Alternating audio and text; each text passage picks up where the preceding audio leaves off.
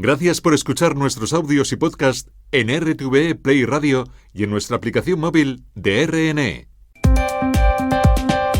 Nuestro invitado ha sido corresponsal de guerra en lugares como Vietnam, Camboya o Somalia. Ha vivido los golpes de Estado argentino y chileno.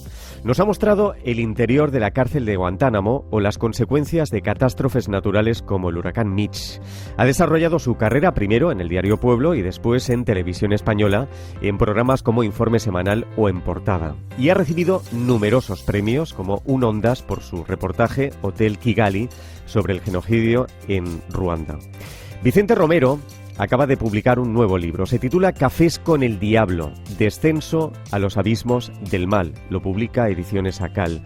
Un trabajo en el que repasa alguna de las entrevistas más difíciles de su carrera, las que les ha hecho a torturadores, asesinos, genocidas. Son conversaciones como esta con el camboyano Prak Khan, un campesino que se convirtió en torturador a tiempo completo.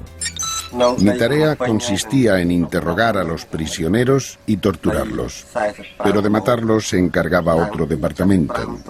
Casi todos llegaban llorando y juraban que eran inocentes. Sospechaban que serían ejecutados, pero yo les aseguraba que si respondían a mis preguntas podrían volver a las comunas.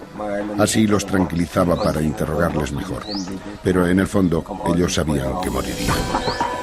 En esas conversaciones, algunos verdugos se arrepienten de lo que han hecho, otros, en cambio, recalcan que volverían a hacer lo mismo o más, sin dudarlo.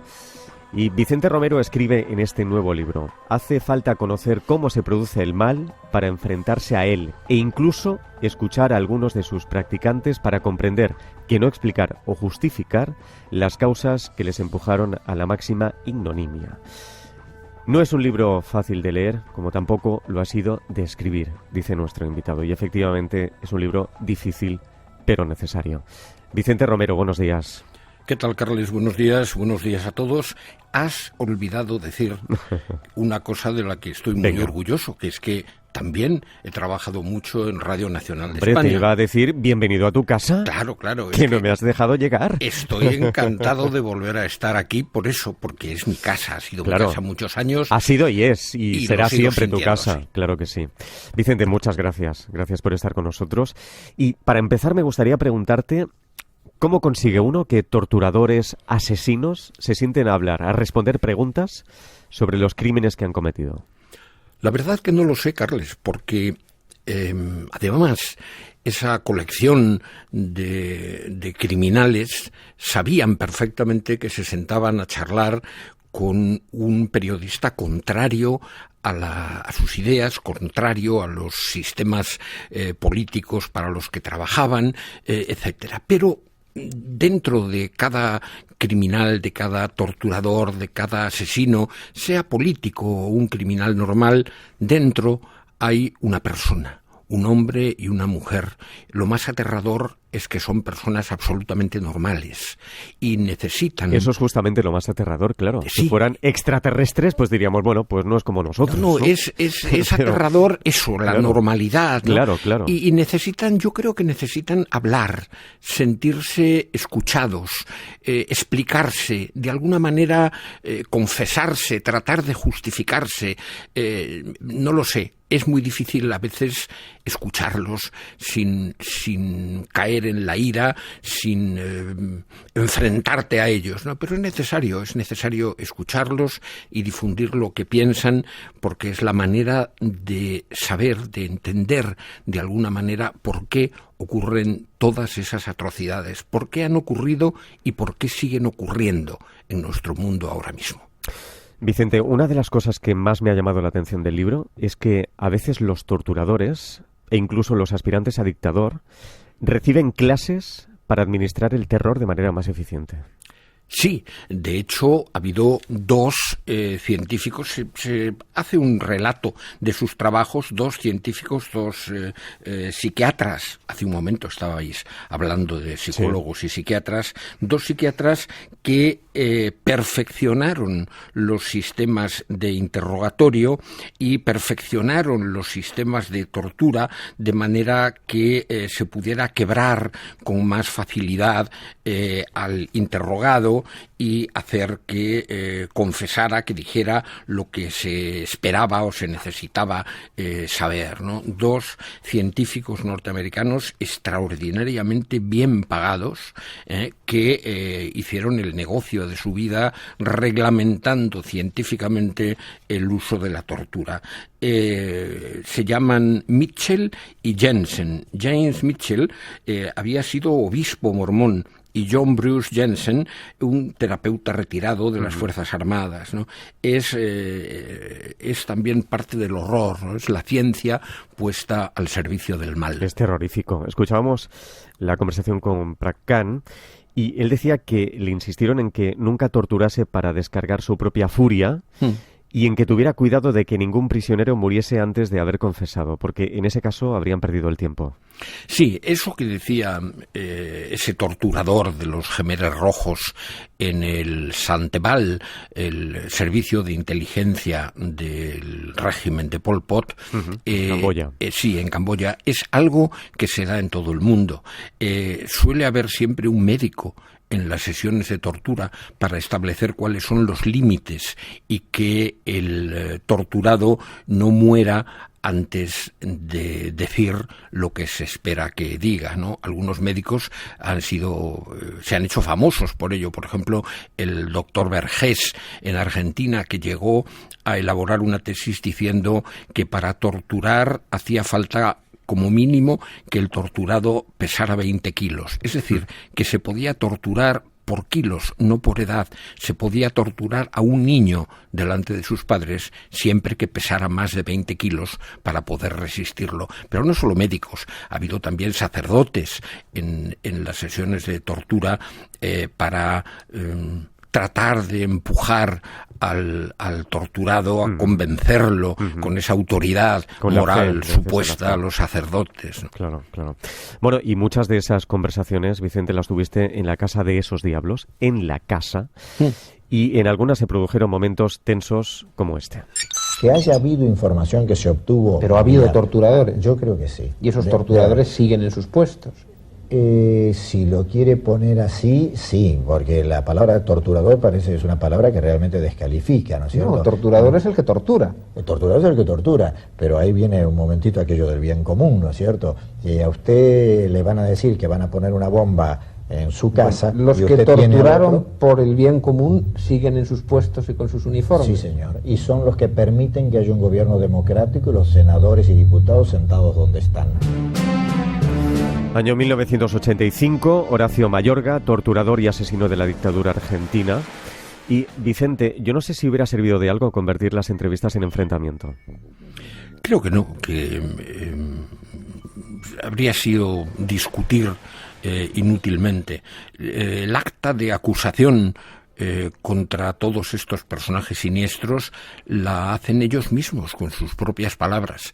Por eso, entre otras razones, es tan interesante, tan importante escucharlos y hacer que la gente en general los conozca su atroz manera de pensar, ¿no? Por cierto, voy a recordar que Mayorga fue uno de los personajes más visibles de la ultraderecha militar argentina y anunció la creación de la organización AAA meses antes de que empezara a actuar. Sí. Este es un gran demonio.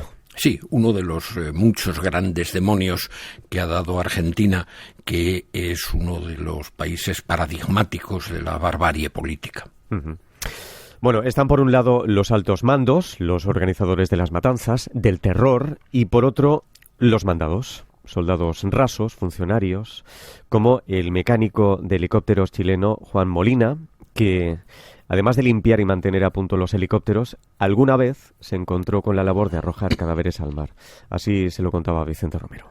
Y yo me sentí afectado moralmente y como persona, porque no sabía si eran culpables o no culpables, pero no creo que nadie tenga el poder suficiente para decir que estas personas se eliminan y se hacen desaparecer, como pasó en estos casos. Entonces, por eso que el año 81 yo trato de retirarme del ejército. Aparte que me toca la muerte de mi hijo, y eso fue lo que lo tomé como un castigo de Dios, sinceramente. Estos, por llamarlos así, diablos de segundo nivel, ¿son los que más se arrepienten de lo que han hecho? ¿O no necesariamente, Vicente? No se suele arrepentir ninguno. Suelen escudarse en la necesidad de obedecer órdenes. Prak Khan, el camboyano, me decía que tenía que esmerarse en su trabajo de torturar, porque si sus jefes detectaban una mínima empatía, ya no piedad, por los torturados, podían sospechar que era un elemento contrario a la revolución, un traidor. Y de hecho, varios de los compañeros de Prak Khan fueron víctimas de ese mismo sistema, ¿no? Molina, al que acabamos de oír, era un pobre hombre, sigue siendo un pobre hombre, si se puede decir eso de una persona implicada en algo tan horroroso como lanzar prisioneros al mar desde un helicóptero, ¿no? Y estaba convencido de que había sido castigado por Dios, porque su hijo pequeño se ahogó en una tina de agua, en un barreño de agua. Y entonces dejó el ejército, ¿no? Sí, él recibió un anónimo diciendo: para que sepas lo que se siente cuando un ser querido tuyo se ahoga. Y nunca supo quién le había enviado aquello, pero efectivamente no fue capaz de continuar con el ejército. Dices tú que la mayoría de los más sucios servidores de las tiranías consiguen pasar desapercibidos. Sí. Esos son los peores, porque claro, si no hay atención mediática sobre ellos, si nadie los conoce, pues pueden actuar con más impunidad, ¿no? Sí, pero eso ha ocurrido a lo largo de la historia. Aquí, ¿qué cantidad de policías del franquismo han seguido tranquilamente, incluso algunos en sus puestos, durante la democracia, durante la transición, sin que nadie les pidiera cuenta, ¿no? En Argentina se ha procesado a incontables miembros de los servicios represivos de la dictadura militar, ¿no? Pero siempre quedan responsables, altos responsables, y también pues esos sicarios, esos burócratas del horror que les llamaba mi amigo añorado Eduardo Galeano, ¿no? Es muy difícil sentar en el banquillo a tanta gente, y además cuando los juicios se hacen como en Argentina, pues 30 años después, la justicia, si es tan lenta, nunca es justicia. ¿Has entrado en sus casas? Lo decía al principio. Sí, ¿Has podido ver dónde viven? Sí. ¿Qué suele pensar de ellos las familias de estos verdugos? ¿Qué piensan sus hijos, sus vecinos? Pues verás, hay de todo. Sus mujeres, porque claro, estamos hablando hay de todo. De hombres. Barreiro, por ejemplo, el mayor Barreiro en Argentina, me contaba, tomando un café, que daba una esmerada educación cristiana a sus hijos, ¿no? En los últimos años han hablado mucho muchas mujeres, esposas, y también muchos hijos, sobre todo hijas, han sido más valientes las hijas que los hijos, ¿no? Repudiando lo que habían hecho sus padres y contando lo que había sido el infierno de sus vidas, sometidos en sus hogares a la autoridad, ¿no? Hay varios que hablan en el libro, ¿no? Y algunos cuentan pues unas historias increíbles, ¿no? Ana Rita Bagliati decía que su padre, que recordaba como su padre le dijo a la madre y a ella un día: vamos a darnos prisa porque tengo que ir a descargar el cadáver que llevo en la maleta, en el maletero del coche, ¿no? Ana Rita renunció al apellido de su padre. Sí, fue la primera en renunciar, en conseguir, argumentando la vergüenza y el deshonor que producía el llevar ese apellido. Pero, por ejemplo, también hablas de las hijas de Manuel Contreras, director de la Dirección de Inteligencia Nacional para el gobierno de Pinochet, y ellas, las hijas, consideraban que todo lo que había hecho su padre eran hazañas. Sí, hay algunos, son minoría, pero hay algunos que han continuado absolutamente fieles al amor de sus padres, porque estos personajes repugnantes muchas veces eran unos padres de familia cariñosos, que llevaban a sus hijos al colegio, al cine, que jugaban con ellos antes de ir a fichar en la comisaría en la que trabajaban y dedicarse a arrancarle las uñas con unas tenazas a los presos políticos. Claro, acaba de preguntarse si un torturador, si un asesino es un buen padre. Que eso es un amplio debate. Es un amplio debate, sí. Quizás más propio de la mesa anterior que has tenido con psicólogos y psiquiatras. Bueno, pues dejamos ahí en el aire la pregunta. En enero de 2008, Vicente, pudiste visitar la cárcel de Guantánamo. Sí. ¿Qué recuerdas de esa experiencia? Pues recuerdo, primero recuerdo la incompetencia norteamericana, porque a pesar de todo el sistema de seguridad de la cárcel de Guantánamo y la prohibición absoluta de hablar por teléfono si no era por una línea censurada con un bucle de la compañía Bell norteamericana, etcétera, pudimos hablar con Radio Nacional de España y mandar crónicas en directo desde el interior de Guantánamo, porque no se les había ocurrido que la red de telefonía cubana que está al lado aceptaba los servicios de la telefónica española, de Movistar, y pudimos entrar en directo y burlar absolutamente todas las censuras, ¿no? Guantánamo es sobre todo el terror practicado por la primera potencia mundial que se jacta de su democracia, hay que reconocer, y de haber defendido las libertades siempre en todo el mundo. Es otra muestra más de que el horror, la perversión política no tienen límites. Y en Guantánamo, por ejemplo, y podríamos contarlo, Vicente, hay unos pupitres, hay una sala con pupitres un tanto peculiares, ¿no? Sí.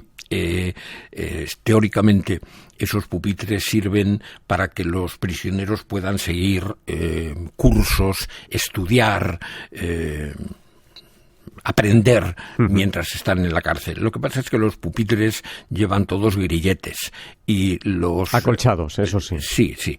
Y los alumnos están permanentemente sometidos a vigilancia por cámaras de televisión. Están como anclados en el suelo. Pero sí, anclados en el suelo. Igual que cuando los llevan al servicio médico, coincidimos con uno en un pasillo. Jesús Mata y yo, pues iban arrastrando las cadenas de los pies y de las manos como si fueran prisioneros en un castillo medieval. Tremendo todo esto. Bueno, también visitaste el Estadio Nacional de Santiago, en Chile, cuando sirvió como campo de concentración y exterminio. ¿Cómo afronta Vicente, un periodista como tú, esas visitas guiadas en las que solo le van a enseñar a la prensa las partes decentes del recinto? ¿Cómo fue el caso? Pues hay que aceptar que es eso o nada. Pero durante esas visitas guiadas hay muchas cosas que se hacen evidentes, ¿no? En aquella visita que hice con mi gran amigo Diego Carcedo, al que todos los espectadores recordarán, por ejemplo, pues la falta de coordinación de los militares hizo que llegara un camión cargado de prisioneros que fueron tratados a culatazos, bajados de los camiones a golpes, etcétera, ¿no? Entonces, son ocasiones que hay que aprovechar porque en cada una de ellas queda siempre un resquicio. Y en uno de los capítulos del libro aparece esta canción. Tiene casi 20 años y ya está cansado de soñar, pero tras la frontera está su hogar, su mundo y su ciudad. Piensa que la alambrada solo es un trozo de metal, algo que nunca puede detener sus ansias de volar.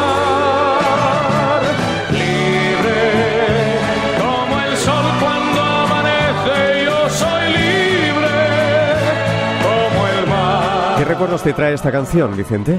Pues unos recuerdos muy duros. Esta hermosa canción con una preciosa letra de Nino Bravo, fue usurpada por la dictadura de Pinochet y convertida en un himno de la dictadura, ¿no? Y el recuerdo es aquella mañana del 11 de septiembre de 1976, cuando mi mujer Lorna y yo fuimos detenidos por la policía política de la dictadura, conducidos a un túnel del metro, encañonados, con fusiles automáticos apoyados en la boca del estómago, las manos atadas con alambre, cartulina cubriendo nuestros ojos, junto a otra serie de gente alineados en los túneles del metro que estaba entonces en construcción. Y curiosamente por la radio se escuchaba la radio, y por la radio estaban transmitiendo el tercer aniversario del golpe del general Pinochet, y se oía esta canción en esas condiciones. Oíamos esta canción libre. Se escuchaban marchas militares y esto, ¿no? Esto y la voz aflautada de Capón, del general Pinochet, diciendo: los periodistas extranjeros pueden comprobar con sus propios ojos, y nosotros con los ojos tabicados con cartulinas, la libertad tremenda de movimientos que hay en Chile. La libertad, Dios mío. ¿Qué puede tener en la cabeza alguien, Vicente, que abraza a sus presos cuando la selección mete un gol y luego los tortura y los hace desaparecer?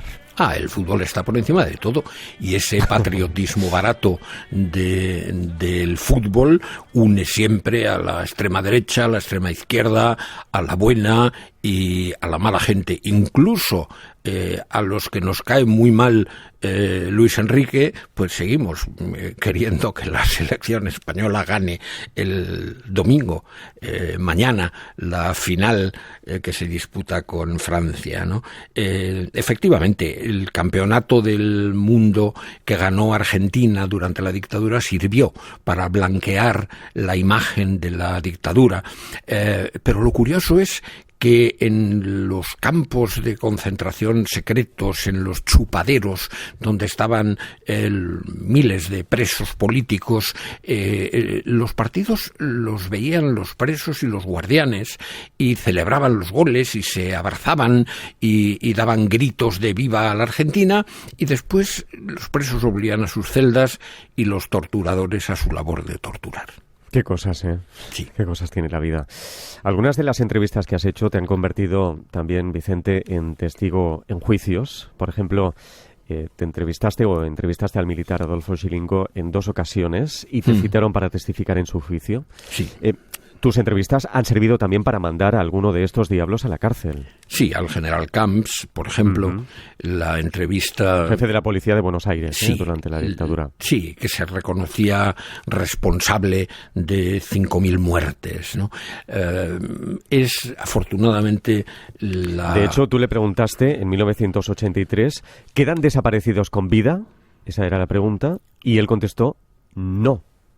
No, y me mostró en su casa el informe que había mandado al Vaticano sobre esas 5.000 muertes, y me mostró las páginas donde se decía dónde estaban muchos de ellos enterrados. Por ejemplo, en el cementerio de Avellaneda, en Buenos Aires, donde después se hicieron excavaciones y aparecieron muchos cuerpos.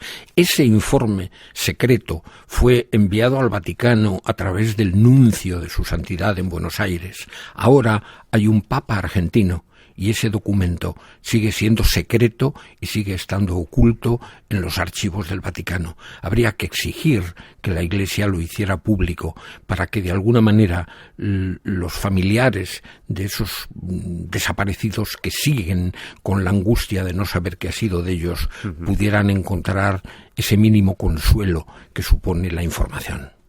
Vicente, has dedicado gran parte de tu trabajo a denunciar a violentos como los que hemos comentado esta mañana, pero también a reflejar el trabajo de la gente que en situaciones de conflicto, de crisis humanitarias o desastres naturales ayudan a los demás. Sí, es curioso porque, fíjate, este libro, Cafés con el Diablo, habla de esos diablos con los que me he sentado a charlar, y también una serie de historias que retratan un poco el contexto, ¿no?, de historias alrededor de las figuras de estas personas, ¿no? Pero años atrás publiqué otro libro que se llamaba Donde anidan los ángeles, y que ha hecho que hable del bien y del mal.